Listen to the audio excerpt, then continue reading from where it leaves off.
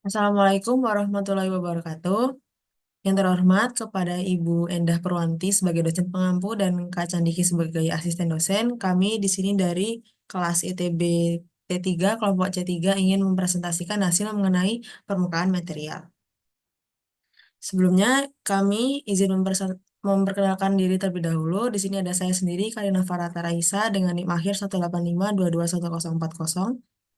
Saya Faiza Guslana dengan NIM 185221033. Saya Fitri Salsabila dengan NIM 185221038. Saya Nabila Nayara dengan NIM 185221041.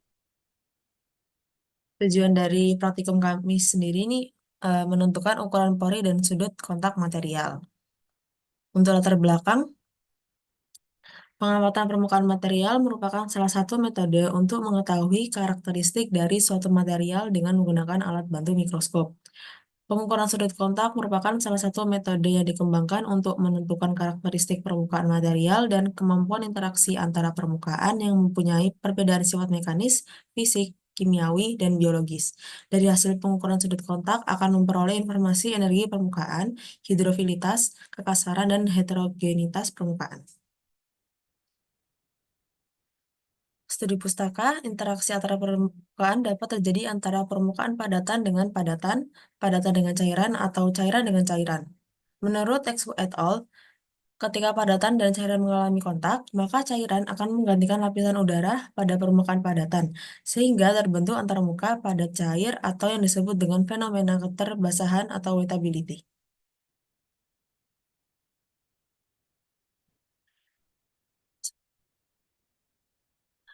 Perbedaan interaksi intermolekuler antara cairan dan padatan inilah yang memberikan sifat karakteristik wetting yang berbeda-beda.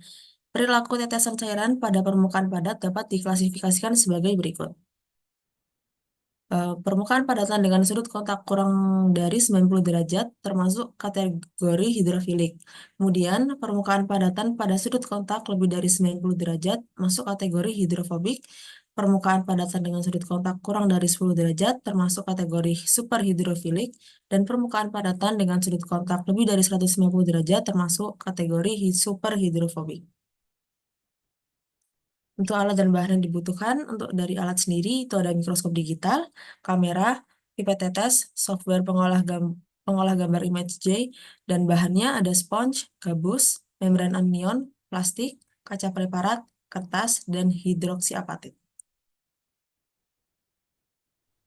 Selanjutnya untuk prosedur praktikum. Pada praktikum ini dilakukan dua tahapan prosedur. Yang pertama untuk melakukan praktikum permukaan pori, yang kedua untuk mengukur permeabilitas. Yang pertama untuk prosedur praktikum permukaan pori. Tahap pertama yaitu menyiapkan bahan. Di sini kami menyiapkan bahan-bahan yang akan diamati serta mengalibrasi mikroskop digital dengan cara mengintegrasikan mikroskop dengan penggaris yang tersedia. Lalu yang selanjutnya yaitu meletakkan sampel pada penampang. Selanjutnya dengan meletakkan sampel yaitu hidroksiapatit pada penampang mikroskop untuk nantinya diamati. Lalu yang ketiga yaitu mengambil gambar pada 3 sisi. Pada tahap ini kami melakukan pengambilan gambar dari 3 sisi berbeda pada permukaan bahan hidroksiapatit. Yang keempat yaitu menganalisis pori atau gambar pori yang sudah diambil menggunakan software ImageJ. Pada tahap ini kami melakukan pengukuran dengan mengambil 100 data ukuran pori dari 3 sisi permukaan material. Tahap terakhir yaitu mengamati persebaran. Pada tahap ini kami membuat grafik batang untuk mengamati persebaran ukuran pori pada hidroksiapatit. Selanjutnya untuk prosedur praktikum sudut kontak. Tahap pertama yaitu menyiapkan alat dan bahan yang digunakan dalam percobaan seperti yang sudah disebutkan sebelumnya, yaitu 6 bahan yang tersedia. Yang kedua yaitu dengan meneteskan 1 tetes air pada permukaan material-material yang diuji. Yang ketiga, dengan mengambil gambar tetesan air dengan posisi kamera tegak lurus dengan permukaan material yang diuji. Yang keempat, yaitu mengolah data menggunakan software ImageJ dan memanfaatkan plugin tambahan yaitu Drop Analysis LBA DSA.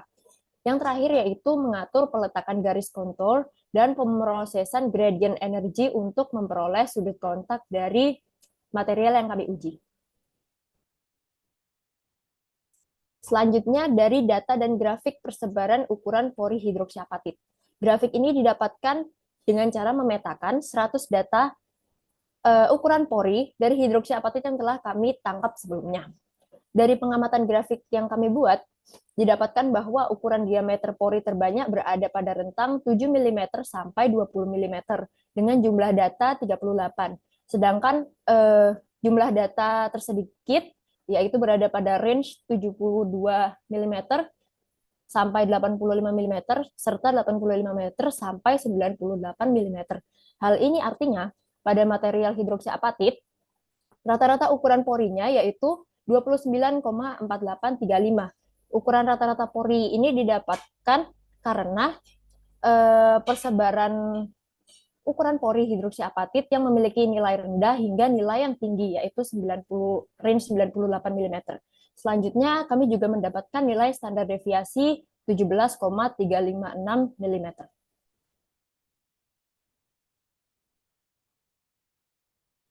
Lalu selanjutnya untuk data pengamatan sudut kontak, bahan yang digunakan pada tabel pertama itu berupa sponge. Didapatkan dari hasil pengukuran image G itu didapat sebesar 85,491 derajat yang menjadikan material sponge bersifat hidrofilik. Untuk pengukuran image G-nya sendiri yaitu dengan memasukkan gambar ke software image G. Lalu itu sebelumnya gambarnya sudah di zoom terlebih dahulu, lalu pada pemilihan option itu nanti dipilih di filter dengan ukuran 8 bit, lalu setelahnya bisa dihitung sudut kontaknya dengan memindahkan garis-garis hijau tipis yang bisa di adjust. Bisa di next.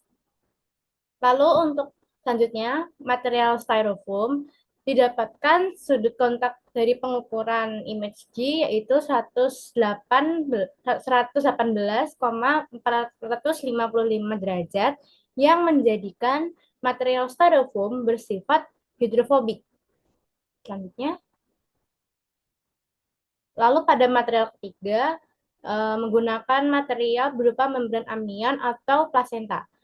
Pada pengolahan image G, didapatkan sudut kontak sebesar 83,052 yang menjadikan material membran amnion sebagai hidrofilik. Selanjutnya, lalu pada material plastik digunakan pengolahan gambar pada image J, diperoleh sudut kontak sebesar 72,407 yang menjadikan plastik bersifat hidrofilik. Lalu pada material selanjutnya yaitu kaca preparat, digunakan pengolahan image G, maka didapatkan sudut kontak sebesar 36,471 yang menjadikan material kaca preparat bersifat hidrofilik. Lalu pada material selanjutnya yaitu kertas, digunakan pengolahan image G, maka didapatkan nilai sudut kontak sebesar 85,358. Hal ini menjadikan material kertas memiliki sifat hidrofilik.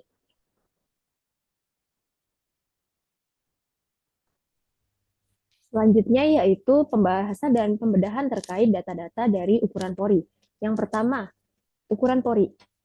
Dari praktikum yang telah kami lakukan serta pengolahan datanya, didapatkan rata-rata ukuran pori dari hidroksiapatit yaitu 29,4835 mm.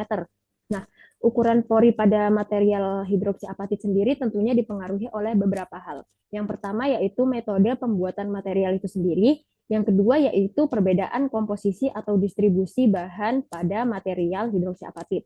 Selanjutnya terdapat pada standar deviasi. Nah, lalu apa pengaruh standar deviasi? Pada standar deviasi, semakin kecil nilai standar deviasinya, semakin homogen ukuran pori material. Ketika standar deviasi ini bernilai rendah, maka homogenitas dari pori tinggi yang digunakan untuk mohon maaf, semakin kecil nilai standar deviasi ini, semakin homogen ukuran porinya. Hal ini artinya ia akan memiliki nilai stabilitas yang tinggi karena ukuran porinya memiliki range yang tidak berbeda jauh antara satu sama lain. Yang selanjutnya yaitu semakin besar nilai standar deviasi, maka semakin heterogen ukuran pori material. Hal ini artinya ukuran pori antara satu sama lain memiliki perbedaan yang cukup jauh, sehingga dapat berpengaruh pada sifat mekanik dan stabilitas dari hidroksi apatit maupun bahan yang diuji. Semakin rendahnya mekanik dan stabilitas tentunya menjadi hal yang tidak baik bagi material yang digunakan.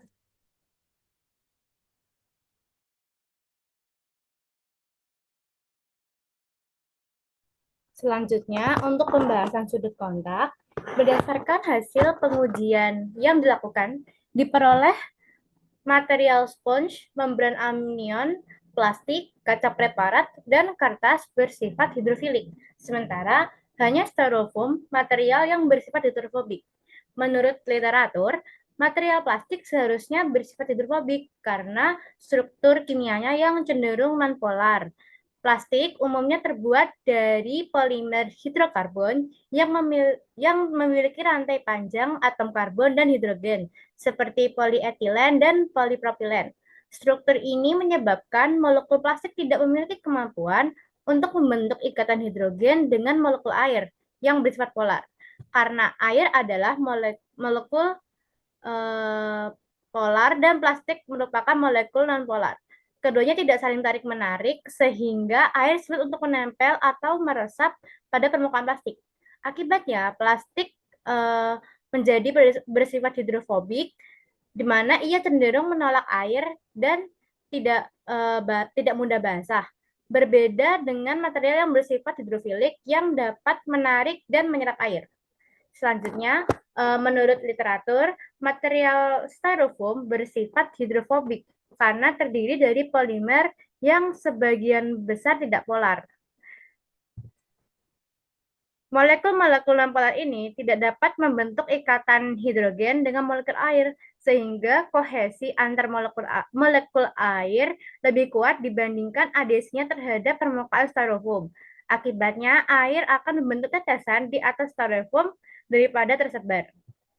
Selanjutnya, menurut literatur, material sponge bersifat hidrofilik karena memiliki struktur berpori yang memungkinkan air masuk dan menempati rongga-rongganya. Porositas di sini meningkatkan permukaan kontak dengan air dan adhesi antara air dan dinding pori-pori spons lebih besar dibandingkan kohesi antara molekul air, sehingga membuat air mudah terserap. Jadi next. Lalu untuk selanjutnya, menurut literatur, membran amnion bersifat hidrofilik karena struktur dan komposisi protein yang kaya akan gugus polar. Gugus polar ini menarik molekul air melalui ikatan hidrogen, sehingga membuat air mudah menyebar di atas permukaannya. Lalu, menurut literatur, material kaca preparat bersifat hidrofilik karena kaca memiliki banyak gugus silanol atau SiOH di permukaan. Material adhesi yang kuat antara air dan kaca menyebabkan air cepat menyebar di permukaannya. Selain itu, gaya gesek yang rendah pada kaca preparat menyebabkan permukaannya licin, sehingga air tidak hanya mudah tersebar, tetapi juga bergerak tanpa hambatan. Lalu, menurut literatur, material kertas bersifat hidrofilik karena serat selulosa dalam kertas memiliki banyak gugus hidroksil atau OH yang berinteraksi dengan air melalui ikatan hidrogen. Kohesi antar molekul air yang lemah di permukaan kertas dibandingkan adhesi dengan serat selulosa membuat air cepat menyebar dan terserap ke dalam kertas. Jadi next. Lalu dalam material yang bersifat hidrofobik, Gaya material tidak cukup untuk mengatasi kohesi yang kuat dalam air. Sementara itu, dalam material yang bersifat hidrofilik, adhesi terhadap air lebih besar dari kohesi antar molekul. Lalu untuk pengujian sudut kontak seharusnya menggunakan darah karena betability suatu biomaterial itu berkaitan dengan interaksi antara permukaan material pada tubuh. Densitas air yang lebih rendah memungkinkan gaya kohesi tetap dominan. Sementara darah yang memiliki densitas lebih tinggi membutuhkan adhesi yang lebih kuat agar dapat tersebar pada permukaan. Lalu, ketinggian penetesan air dalam pengujian juga mempengaruhi sudut kontak yang tercipta karena adanya gaya mekanik pada air.